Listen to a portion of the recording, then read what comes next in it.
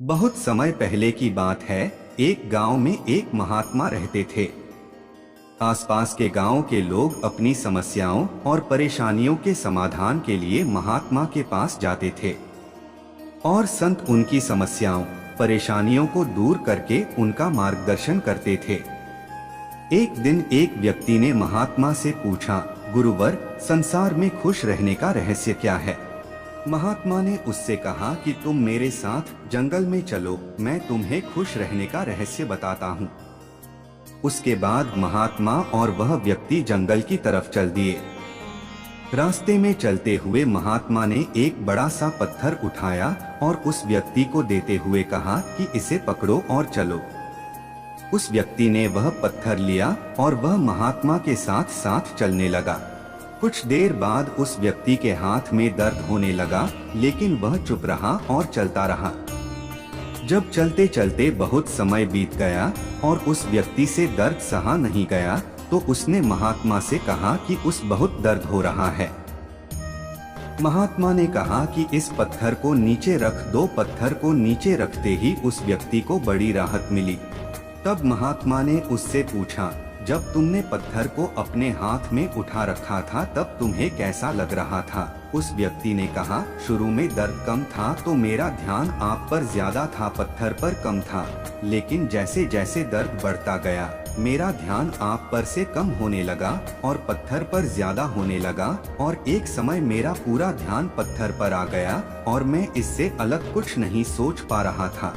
तब महात्मा ने उससे दोबारा पूछा, जब तुमने पत्थर को नीचे रखा तब तुम्हें कैसा महसूस हुआ? इस पर उस व्यक्ति ने कहा, पत्थर नीचे रखते ही मुझे बहुत राहत महसूस हुई और खुशी भी महसूस हुई। तब महात्मा ने कहा कि यही है खुश रहने का रहस्य। इस पर वह व्यक्ति बोला, गुरुवर, मैं कुछ समझा नहीं।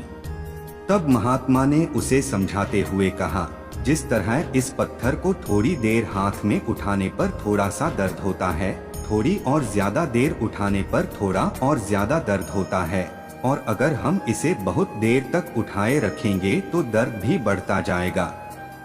उसी तरह हम दुखों के बोझ को जितने ज्यादा समय तक उठाए रखेंगे, हम उतने ही दुखी और निराश रहेंगे। यह हम पर निर्भर करता है कि हम दुखों के बोझ को थोड़ी सी देर उठाए रखते हैं या उसे जिंदगी भर उठाए रहते हैं।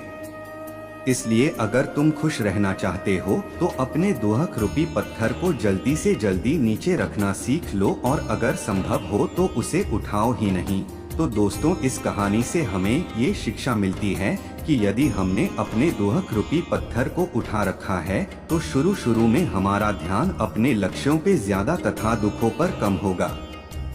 लेकिन अगर हमने अपने दुहक रूपी पत्थर को लंबे समय से उठा रखा है तो हमारा ध्यान अपने लक्ष्यों से हटकर हमारे दुखों पर आ जाएगा, और तब हम अपने दुखों के अलावा कुछ नहीं सोच पाएंगे और अपने दुखों में ही डूबकर परेशान होते रहेंगे और कभी भी खुश नहीं रह पाएंगे।